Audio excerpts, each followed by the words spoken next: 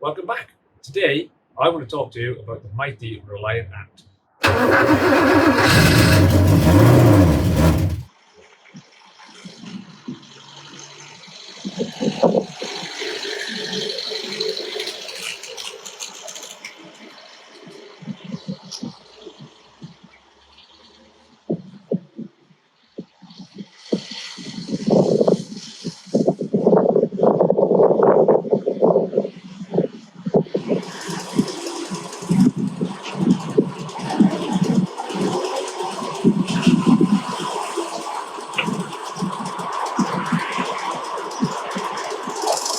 It's quite a miserable day today, and there's not much I can do out here in the driveway, and the garage is in the process of being stripped out to make it much better for me to work in over winter, so I can carry on working on the Regal.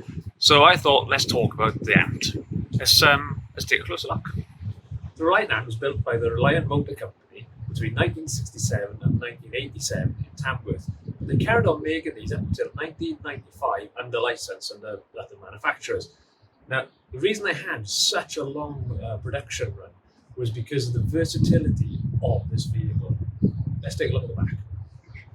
The ant essentially came as a cab and a chassis, and then you could build whatever you wanted on the back. Tippers, trucks, milk floats. They were even used as fifth wheelers for towing big long lorry beds and street sweepers.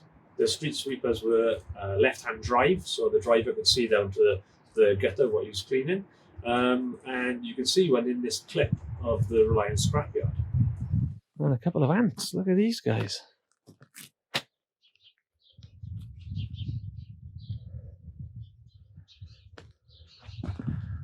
That shell up there is a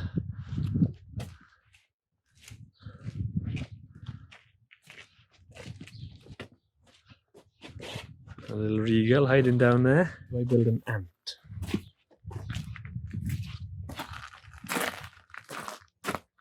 That ant there is pretty cool. Oh, it's a left-hand drive. Left-hand drive ant. Nice little back on it. What is it? It looks like a little fan truck of some sort. What's this? Some sort of farm vehicle. The ant was sold as a cab and chassis, and you could buy them for under £600 with a 750cc motor in them.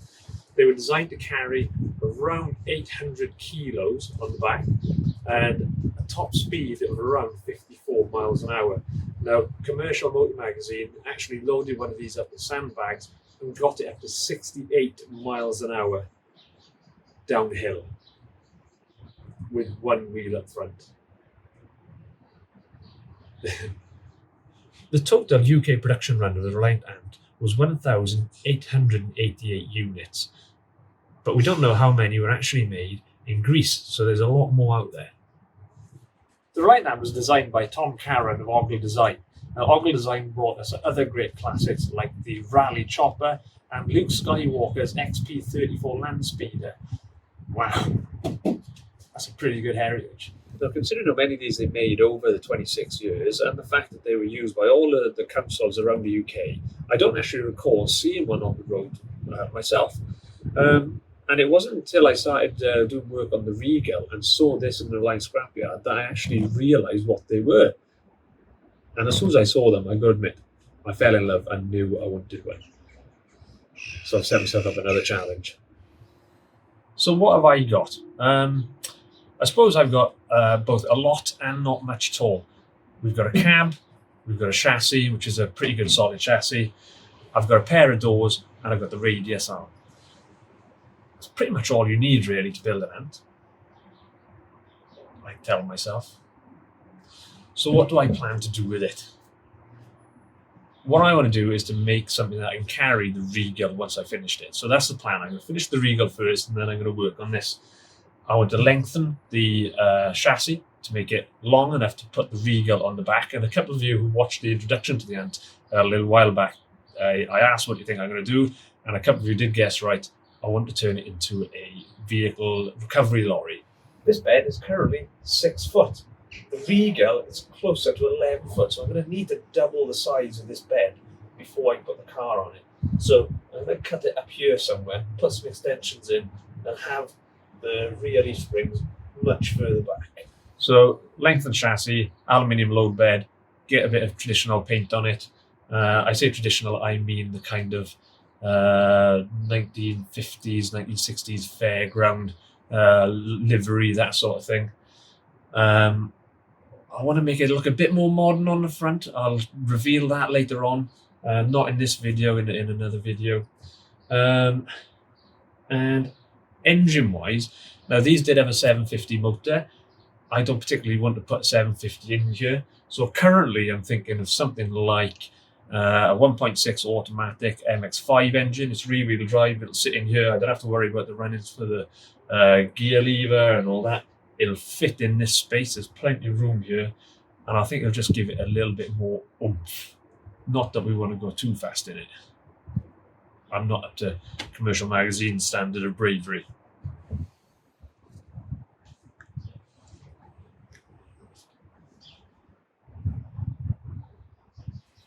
On a fairly basic layout, the switch gear there, the same clock as the Regal, same vents, a nice little shelf for your sandwiches, and of course the engine was sat in here with a big tub over the top with your gear stick right back here.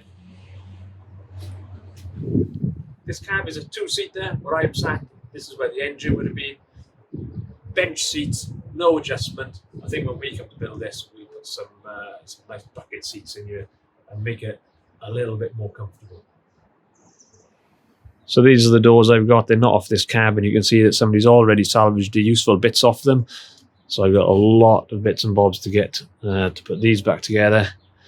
And then, of course, down here we've got the very important and probably the harder to find radius arm. And of course, the other thing I've got is some sun visors. Can't forget those. Now, the reason I bought this cab is because of this writing on the front. When we first spotted this and I saw it, it says Reliant. I thought, oh, excellent. And it was corroborated by my wife. That's the place that the girls go for girl guides and that sort of thing, and brownies adventures. So I thought, how many dad points do you get for building a truck that's got that written on the front? Well, it's not the same place. That place is Reliant. This is Reliant. Two totally different places. So when do I plan on starting this build? Well, I've got to finish the Regal first. I'm hoping to get that on the road by spring, summer 2021. And this will be next year's winter project. That's the plan, anyway. And that's it. That's my Reliant Ant. And I hope you enjoyed a little bit there about the history of it too. If you want to learn more, I'll put some links below for you to follow up on. And thanks very much to the guys of the Mighty Ant Facebook group for letting me use some of their footage and photos. Cheers, guys. Thanks very much.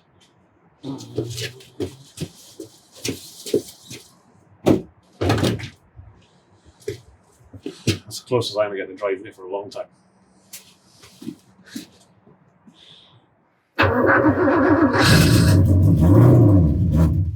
Oh, look, I got a pair of door handles too.